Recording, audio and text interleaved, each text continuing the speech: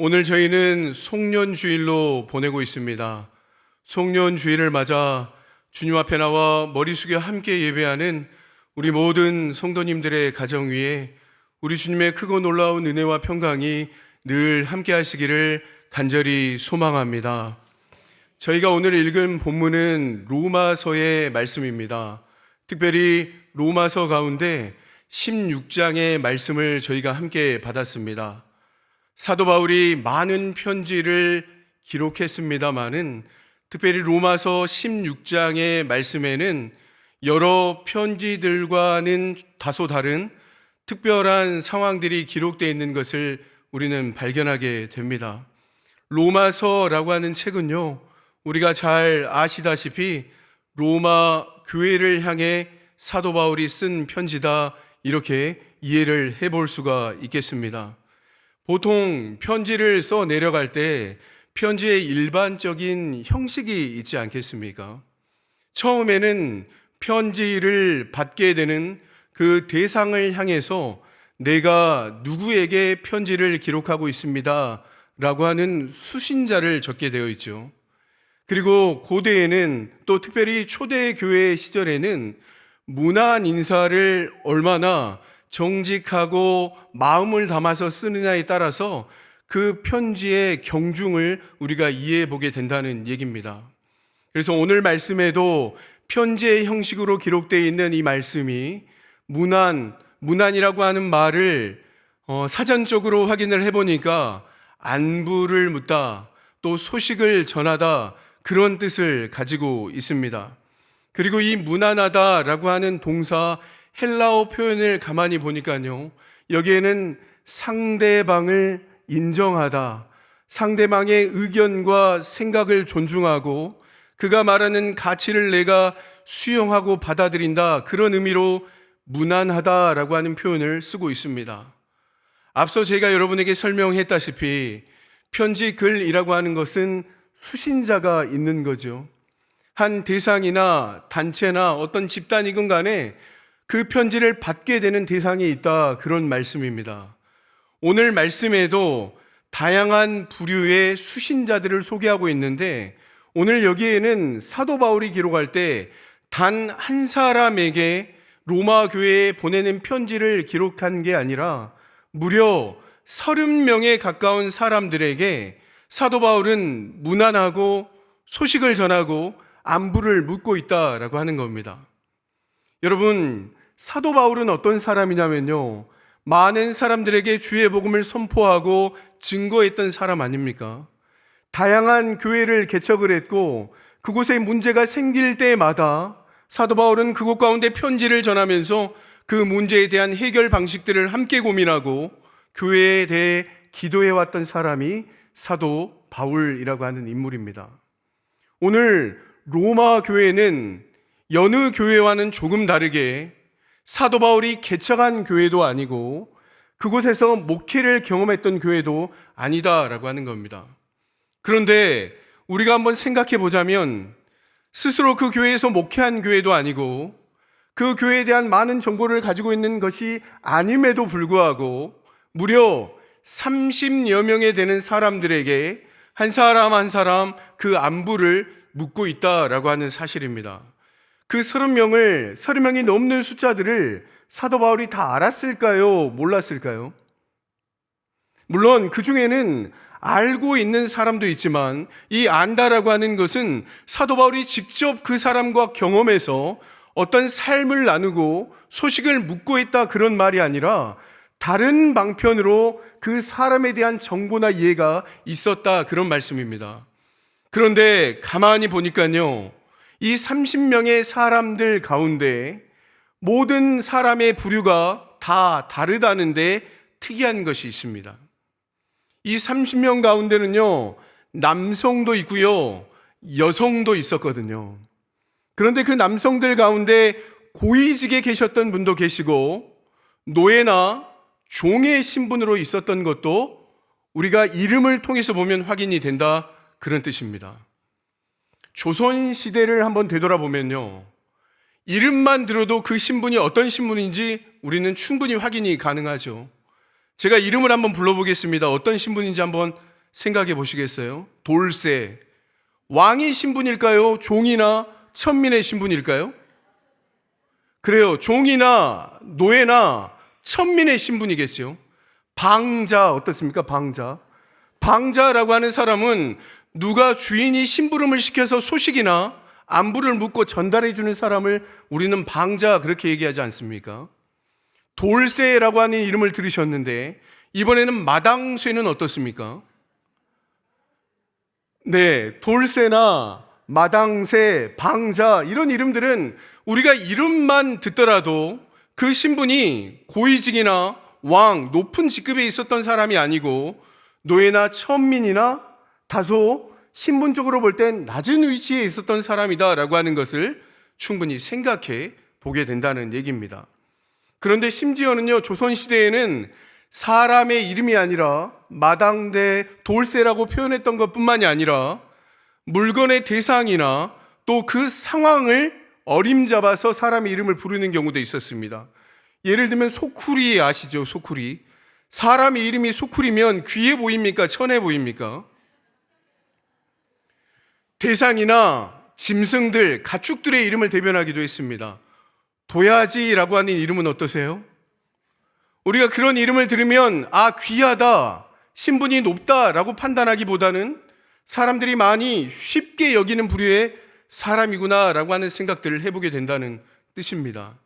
로마 교회도요, 그 안에 다양한 신분들이 있었음에도 불구하고 오늘 기록되어 있는, 우리가 다 읽진 않았습니다만은 로마서 16장에 기록되어 있는 사람들의 명단을 확인해 보시면 우리로서는 가늠이 잘 안 되지만 여성의 9명이 지도자급에 위치한 사람이다라고 하는 것을 확인해 볼 수 있다라고 하는 겁니다. 물론 저희는 이름만 들어서 확인할 수 없지만 그 당대 시대에 살았던 사람들이 마치 돌쇠다, 마당쇠다라고 하는 이름을 통해 신분을 구별하고 성별을 구별할 수 있었던 것처럼 로마 교회 시대도 그 이름만 들으면 어떤 사람이 어떤 위치에 있었다라고 하는 것을 충분히 가늠해 볼 수 있었다라고 하는 뜻입니다. 그런데 여러분, 30명의 사람들 가운데요, 여성의 지도자가 9명 기록이 되었다 한번 생각해 보시죠. 그 당시에는 오늘날 우리가 살아가는 시대와는 완전 다른 시대를 걷고 있거든요. 남자와 여성의 차이가 극도로 많은 차이를 가졌던 시대가 바로 초대교회 시대라고 말할 수 있을 겁니다. 그런데 교회 안에 몇 명이요? 여성 9분이 지도자급에 위치한 교회의 위치를 차지하고 있었다라고 하는 것은 우리로서는 실로 충격적인 일이 아닐 수 없다라고 하는 거죠. 로마 교회에는요, 유대인 출신의 사람들도 많았습니다. 나의 친척이다라고 하는 표현이 나왔는데 이 나의 친척이다라고 하는 표현을 우리가 가만히 보면요, 그게 단순히 나와 핏줄이 연결되어 있는 친인척 관계의 사람이다라고 하는 것을 뜻하는 것이 아니라 바로 나의 친척이라고 하는 뜻은요, 나의 동족을 가리키는 표현입니다. 그러니까 로마 교회 안에는요, 신분적으로도 다양한 사람들이 존재했고 심지어는 유대교에 속해 있는 유대교 출신의 사람, 또 이방인의 사람들이 섞여서 교회 안에 주둔하고 있었다라고 하는 것을 우리는 충분히 생각해 보게 된다라고 하는 겁니다. 왕족뿐만이 아니고 천민과 또 그 밖에 다양한 직분에 속해 있는 위치에 존재하고 있는 신분의 사람들이 교회 안에 함께 어울리면서 로마 교회를 형성해 갔고, 이런 교회 안에 사도 바울은 편지를 써가면서 로마 교회에게 안부를 묻고 있다는 뜻입니다. 그러면 사도 바울은 왜 그 위치에 높은 사람에 있는 9명에게만 안부를 묻고 자신의 소식을 전하면 될 터인데, 그럼에도 불구하고 30명이나 되는 숫자, 지금 우리가 읽어서는 그 이름도 제대로 기억나지 않는 30명에 가까운 사람들을 안부를 묻고 있다라고 하는 것입니다. 왜 그렇습니까? 우리가 언뜻 생각하면 바울의 계획 가운데서는 지금 복음을 전파하는 선교 사역을 감당하다가 어느 순간에는 로마 교회를 방문하게 될 텐데, 물론 결과적으로는 방문하지 못했습니다마는 그가 로마 교회를 염두에 두고 방문을 해서 마치 친한 척을 하게 되면 로마 교회에서 조금 더 친밀한 관계로 인하여서 복음을 전하고 교회를 세워나가는데 도움이 되겠다라고 하는 생각 가운데 그의 안부를 물었을까요? 그것은 절대 아니다라고 하는 겁니다. 그 이유는 우리가 말씀 말미에 가면 충분히 이해를 해볼 수가 있게 되는데, 이어서 여성들이 주도하고 있는 교회의 형태의 모습들은 우리가 아무리 생각해도 그 교회의 모습들을 쉽게 받아들이기가 어렵다라고 하는 겁니다. 그럼에도 불구하고 여성의 지도자들이 교회 안에서 그만큼의 인정을 받고 있었다는 사실, 그것은 무엇보다도 노예들은 지금으로서는 상상할 수 없는 차이를 그 로마 교회 안에서도 가지고 있었다라고 하는 것이죠. 이것은 인간의 차이가 아니라 인간이 아닌 것으로 여겨지는 그 시대 가운데 노예는 사람이 아니라 재산과 가축으로 여겨졌던 그 시대 가운데 지금 오늘날도 받아들이기 쉽지 않은 그 세상의 기류 가운데 그 모든 것들을 뛰어넘어 선진국으로 가는 그 길을 바로 로마 교회가 행하고 있었다라고 하는 것 아니겠습니까? 피부도 다릅니다. 신분도 다릅니다. 각자 사회적으로 갖추고 있는 위치도 다릅니다. 그럼에도 불구하고 교회 안에 그 다른 직분들과 위치에 있는 사람들이 지도자의 역할로서 그 일들을 감당하며 나아갔다라고 하는 겁니다. 그런 한 사람 한 사람을 가리켜서 사도 바울이 무엇이라고 이야기하고 있냐면, 내가 지금 소식을 전합니다. 안부를 전하고 있습니다. 이렇게 얘기한다는 말이죠. 여러분, 2025년이 시작되어서 이제는 어느덧 2025년 12월의 끝자락에 서 있습니다. 우리가 너무도 열심히, 그리고 어찌 보면 앞만 보고 지금 우리 자신을 위해 뛰며 달려왔다라고 하는 거죠. 충분히 사도 바울은요, 자신의 목적에 맞게 그 상대들에게 안부를 묻고 소식을 전할 수 있음에도 불구하고 그 사람 이외에 있는 변방에 있는 사람들까지 그가 그의 시선을 두었다라고 하는 것은 오늘 말씀을 통해 우리가 충분히 공감하고 집중해 볼 필요가 있는 말씀입니다. 여러분, 교회 공동체는 어떤 공동체이냐면요, 나 혼자 살아가는 공동체가 아니잖아요. 저는 교회는 어떤 곳이라고 생각하냐면 죄인들이 많이 머물러 있는 교회라고 생각합니다. 하나님께서 그 죄인을 구원하시기 위해 우리를 찾아오셨고 또 교회 가운데 오시는 것 아니겠습니까? 그런데 우리의 모습은 어떻습니까? 세상에서 그 위치가 우리가 생각할 때 조금 천하다고 여기면 얼마나 손가락질을 합니까? 얼마나 무시를 합니까? 우리 교회 얘기하는 것 아닙니다. 그런데 우리 교회의 모습들을 한번 보십시오. 색깔이 각자 다르고 그 모양과 모습들이 서로 다 다르다 할지라도 우리 안에는 하나 되는 모습을 갖추면서 지금까지 하나님의 뜻을 이루기 위해 한 몸 한 뜻으로 하나님 앞에 나아가는 교회로 세워진 것 아니겠습니까? 그런데 한 공동체 안에 노예도 있고 지도자도 있고 이렇게 상상하기 어려운 상황 가운데 유대인들은요, 글라우디오라고 하는 황제 때에 한 번은 유대인들이 쫓겨나는 상황이 발생했거든요. 그래서 오늘 본문에도 등장하고 있는 브리스가, 다른 성경에는 브리스길라라고 나와 있기도 한데, 브리스가와 아굴라가 고린도 교회로 이동을 하게 됩니다. 그때 누구를 만나게 되냐면 사도 바울을 만나게 됩니다. 글라우디오 황제가 이제는 모든 정치적인 상황들을 끝마치고 유대인들이 복귀할 수 있게 되었을 때 브리스가와 아굴라도 다시 로마 교회로 되돌아오게 되었다라고 하는 얘기입니다. 무슨 말이냐면 유대인을 포함한 다양한 인종, 다양한 계층, 다양한 직분의 사람들이 로마 교회 안에 그렇게 질서 있고 자연스럽게 한 몸 한 뜻이 되어서 하나님의 영광을 나타내며 드러내는 교회로 쓰임받을 수 있었던 이유는 무엇보다 용납과 수용과 인정과 포용하는 모습들이 있었기 때문에 그 교회가 하나님 앞에 그런 뜻으로 나아갈 수 있게 되는 것 아니었냐라고 하는 겁니다. 유대인들이 생각했을 때는요, 경제적인 것만 보더라도 이방인들과 함께 시간을 섞고 몸을 섞고 함께 일하는 것 자체가 얼마나 수치스러운 일로 여겨졌는지 모릅니다. 그럼에도 불구하고 경제적인 면을 뒤로 한 채 영적인 면, 신앙적인 면, 여기에는 얼마나 많은 내려놓음이 필요하겠습니까? 특별히 유대인들 이외에 이방인들이 지도자의 위치에 서고 여성들이 지도자 위치에 서 있다라고 하는 것을 인정하기가 유대인들 입장에는 쉬웠겠냐라고 하는 질문입니다. 결코 그러지 않았을 것입니다.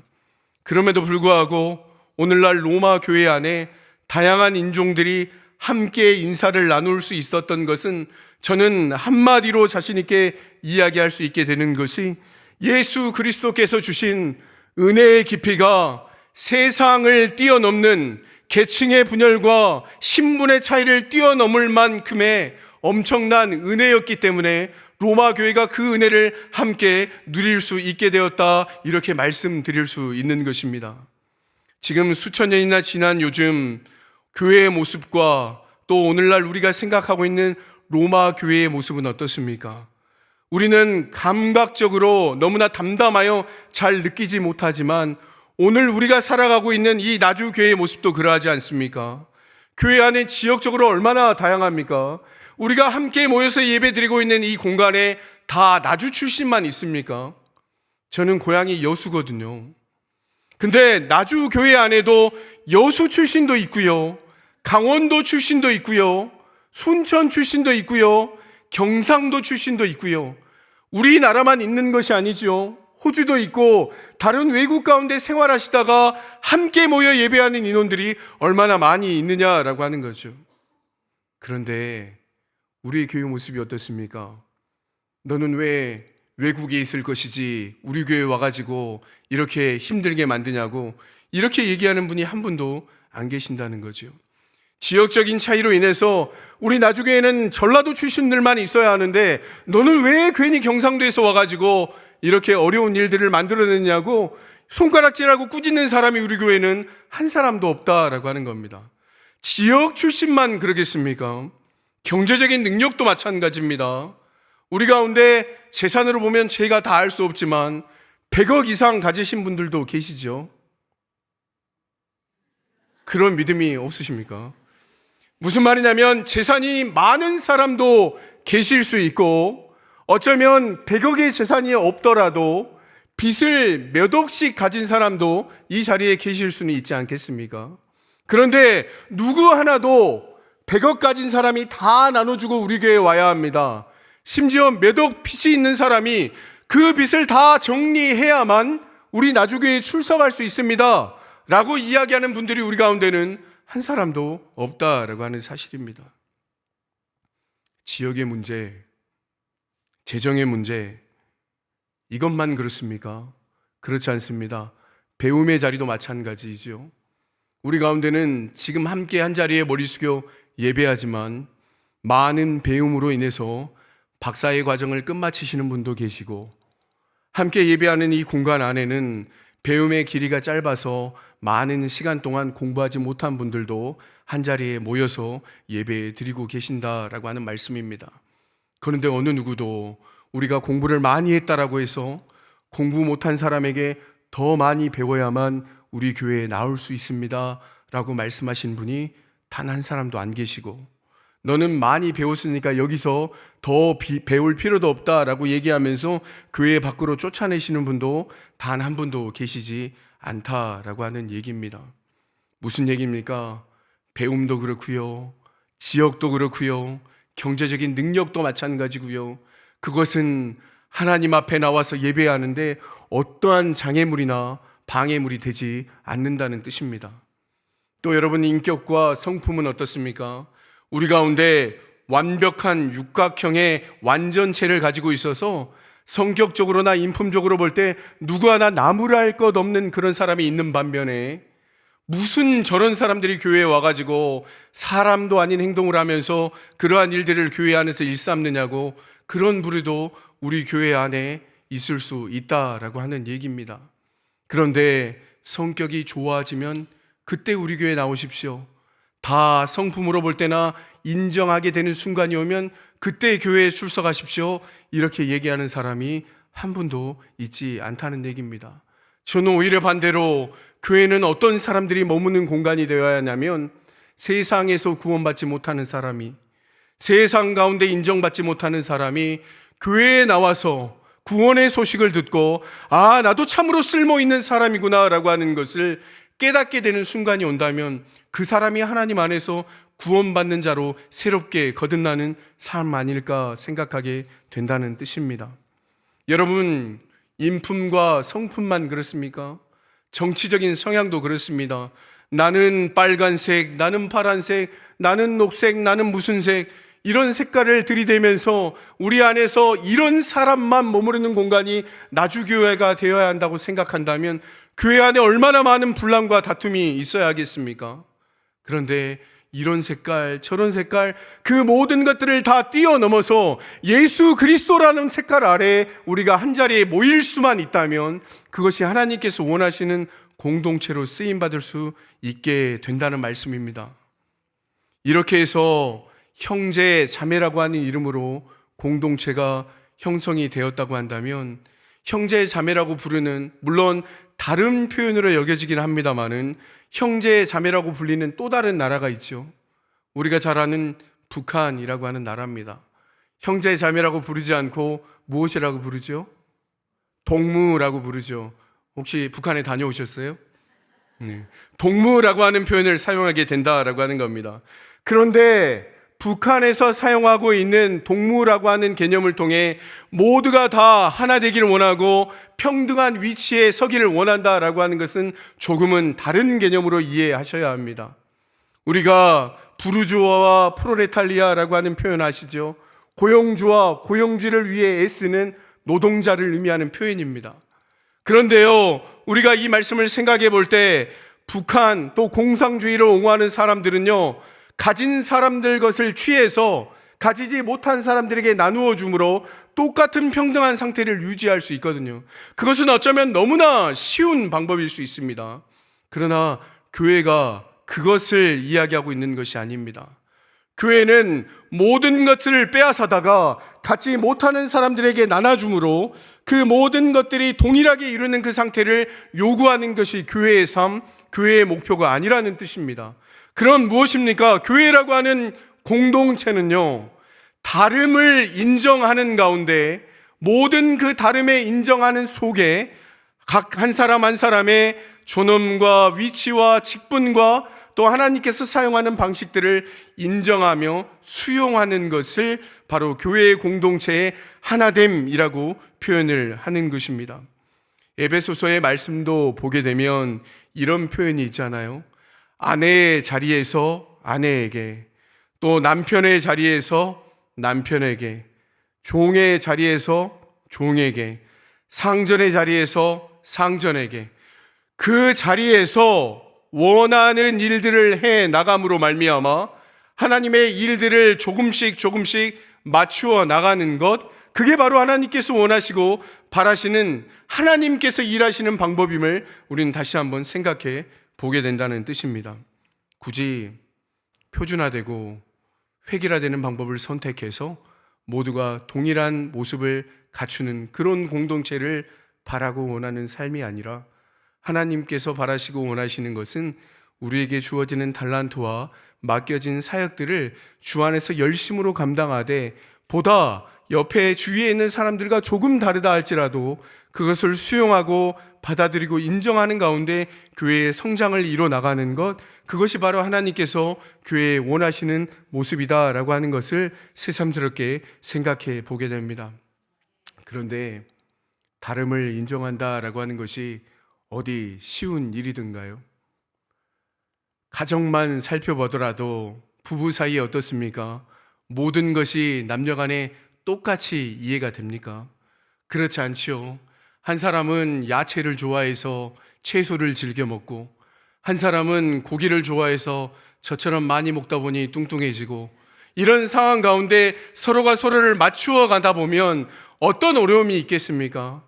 다 나를 따라오라 라고 얘기한다면 다툼이 있고 갈등이 있고 분열이 있게 되지 않겠습니까? 그런데 그런 가정 가운데 서로의 가정을 꾸려나갈 때 서로 맞추고 배려한다라고 하는 것은 고기가 먹고 싶은 상대방을 위해 나는 채소를 즐겨하지만 한 점이라도 고기를 같이 먹어주는 그런 노력이 있을 때 가정이 세워지는 것 아니겠습니까?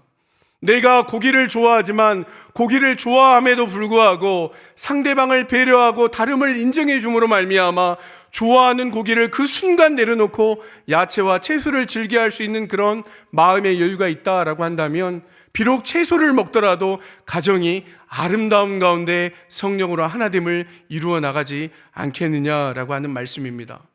물론 이 가운데 내가 소인가 사람인가 생각하면서 자신들이 절망하고 또 어려운 상황 가운데 몰고 간다면 그것 또한 가정을 세울 수 없는 일임에도 불구하고 하나님께서는 서로의 다름을 인정하고 조금씩 맞춰나가는 훈련을 통하여 가정을 세워나가시기를 원한다라고 하는 겁니다. 이뿐만이 아니라 성격적으로도 볼 때도 집에 머물러 있는 성향이 있고 또 밖에 돌아다녀야 되는 상황이 있다 그런다 하면 여러분 가정이 유지되려면 어떠해야 하겠습니까? 나는 피곤해서 가정이 좀 있어야 하는데 자녀들을 위해서 어떻게 해야 됩니까? 자녀들을 위해서는 밖에도 좀 나가고 머무르고 피곤하고 있는 상황 가운데서도 가정을 유지하기 위해서는 자신의 모든 것들을 좀 희생하고 함께 자녀들하고 나가는 시간들이 좀 필요하겠고 내가 활발하게 밖에 좀 나가야 함에도 불구하고 상대방을 위해 배려한다면 조금은 그 쉼을 통하여 피곤이 해결될 수 있다면 함께 다시 한번 충전되는 시간이 될 수 있다면 상대방을 배려해서 집에 좀 같이 있어주는 훈련이 또 필요하지 않겠느냐라고 하는 뜻입니다. 그러한 고통과 어려움 시간들이 다르다면서 하나가 된 공동체로 살아나가게 될 때 반드시 요구되는 것을 다시 한번 깨닫게 된다는 뜻입니다. 오늘 로마서 16장의 말씀을 묵상하면서 저는 그런 생각들을 해보게 됩니다. 왜 30명이나 되는 많은 사람들에게 문안을 하고 안부와 소식을 묻고 있는가? 하나님이 로마 교회를 얼마나 사랑하는지 로마 교회가 함께 아름답게 성숙하게 세워 나가기를 바라는 마음으로 사도 바울이 안부를 묻고 또 그에 대한 형편을 물었다라고 하는 뜻입니다. 우리는 하나님의 은혜를 받은 사람들이죠. 로마서 11장 말씀을 보면 율법을 가르쳐 주시고 12장 이후에는 삶의 문제를 다루고 있거든요. 그런데 언뜻 생각하면 12장부터는 보다 구체적인 삶의 내용을 언급할 것 같지만 그 내용을 종합해 보면 그 내용은 사랑과 화목이라고 하는 주제로 요약될 수 있다라고 하는 것을 우리는 생각해 보게 됩니다. 사랑하는 성도 여러분, 로마서 14장과 15장은 아예 형제를 비판하지 말라, 거리낌을 두지 말라, 강한 자가 약한 자를 품어주고 믿음으로 받아들이라, 이런 말씀으로 가득 채워져 있습니다. 그러니까 은혜를 받는 우리들이 어떻게 믿음 생활을 해야 하는지에 대한 어떤 경건한 또 어떤 도덕적이고 의로운 일들을 하기보다는 이웃과 성도와의 관계가 어떠한지에 대한 그 이야기의 분량으로 한 80%를 할애하고 있다라고 하는 뜻입니다. 이제 오늘의 말씀을 정리합니다. 로마 교회가 어떤 교회가 되어졌습니까? 이 로마 교회는요, 그 어떤 교회가 만들어내지 못한 전무후무한 역사를 만들어낸 교회가 바로 로마 교회였습니다. 그 로마 교회가 세상이 가진 무력과 탐욕과 쾌락으로 물들었던 그 로마를 변화시킨 교회가 된 것입니다. 도시만 변화시켰습니까? 아닙니다. 나라를 변화시키고요, 로마 교회로 말미암아 나라가 바뀌게 되자 전 세계가 뒤흔들리며 바뀌게 되는 역사가 일어났다라고 하는 것입니다. 아무쪼록 우리끼리 지내는 것만으로도 많은 에너지를 써야 하는 이때에 교회를 교회됨으로 지켜낼 때 그 안에 진정한 성숙과 성장이 있게 된다는 사실을 우리가 꼭 기억함으로 말미암아 나중에 모든 주의 백성들로 말미암아 하나님께만 영광이 되어지고 또 다름이 인정되고 하나됨을 이루어 나가는 아름답고 복된 교회 또 주의 성도들 다 되시기를 주님의 이름으로 간절히 소망합니다. 함께 기도하겠습니다.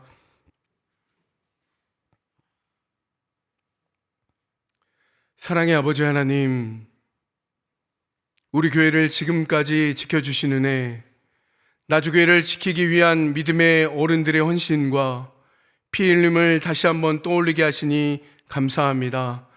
그리고 주신 말씀처럼 우리도 몸된 교회의 문안을 받는 한 사람 한 사람으로 자리 잡게 하여 주시옵소서. 나와 다르다는 것으로 거절함을 받거나 거부당하는 공동체가 아닌 다름이 공동체 안에 수용되어 더 큰 하나님의 나라를 이루어가는 본이 되게 하여 주시옵소서. 감사를 드리옵고 예수 그리스도의 이름으로 기도하옵나이다. 아멘.